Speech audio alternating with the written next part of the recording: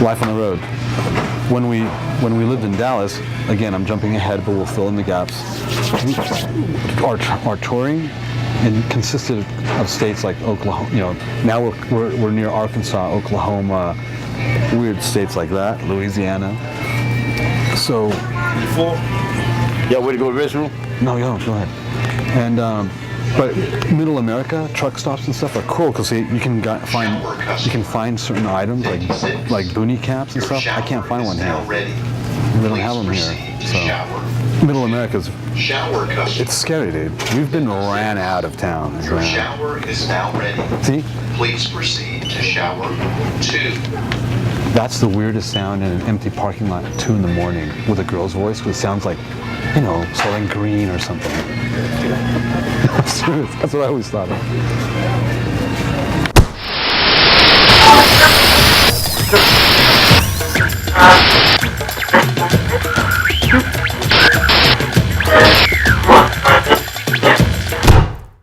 Bam, bam, bam, bam, bam, bam, bam, bam, bam, bam, bam, bam, bam, bam, bam. I don't remember any names of songs or anything, but I do remember a couple of chord progressions. And then,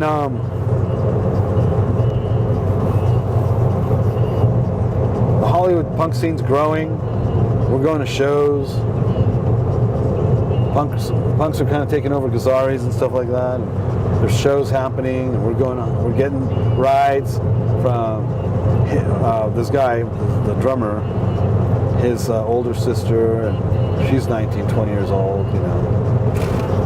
So we're getting rides over the hill into Hollywood to get to shows. So we're hanging out in Hollywood, 15 years old, you know,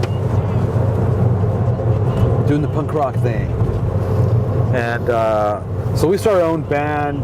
He's on drums, I'm on guitar. We wrote some really cool stuff, cool things, you know. We're practicing in his garage. And one night the garage door opens. And it's Don Bowles. He was working at Licorice Pizza at the time. And so he knew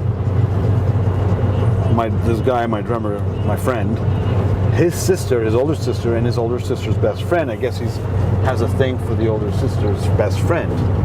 And so he's at the house because he's hanging out with the girls. We're in Burbank. The garage door opens, it's Don Bowles.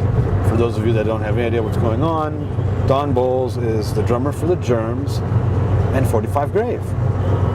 So he's already a legit bona fide LA punk rock star. And it's the winter, it's literally a year later, the winter of '79, November type of thing, November, December. And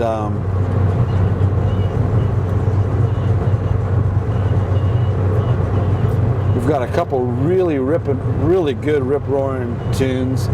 And he looks around and we know who he is. And we're like 15.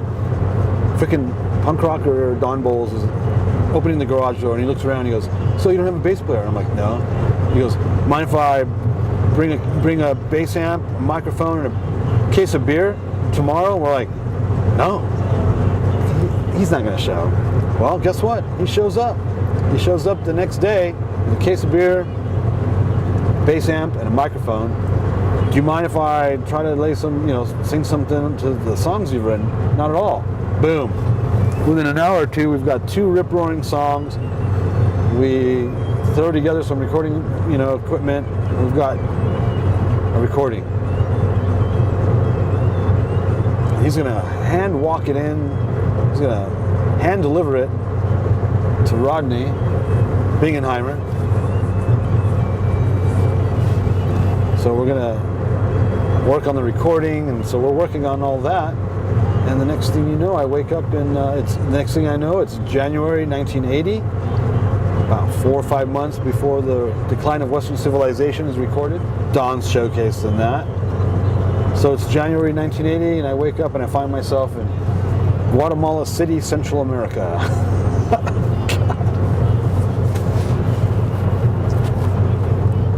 Literally overnight. So much for my 15-year-old punk rock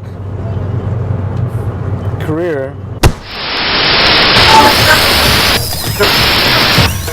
Three.